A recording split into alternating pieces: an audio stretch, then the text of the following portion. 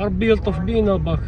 سخانة مش عادية، على بالك ما تقدرش تمس الفولون كيما راك في الطوموبيل هكذا واحد 50 درجة. هذه ولاية البرج، دائرة برج زمورة. ربي إن شاء الله يلطف بالمرضى والحيوان يا ربي، ويرفع علينا هذا الحر هذا.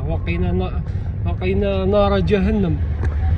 قال لك اشتكت النار إلى ربها فقالت يا ربي إن بعضي يأكل بعض، فأذن لها ربي إذن لها باه تنفس مرتين، مرة في الشتاء، ومرة في الصيف، ومرة في الشتاء. وما بالك هذا نفس من نفس جهنم، هذا ما قدرنالوش. ما بالك يا غدوة كي تلع في الشلياط يتلع في النار. ربي ان شاء الله ينجينا منها بخ.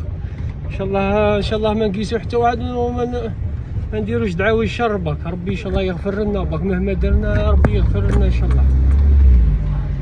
وما بالك يا غدوة نهار فإذا بلغت نسيت الآية. المهم يقول لك نهار الحساب ربي يقرب الشمس شبر، الشمس تهبط شبر. دوكا بعيدة علينا الشمس، هاي السخانة اللي راهي من بالك غدوة تقرب شبر هكذا، تسمى هكذا شبر فوق راسك.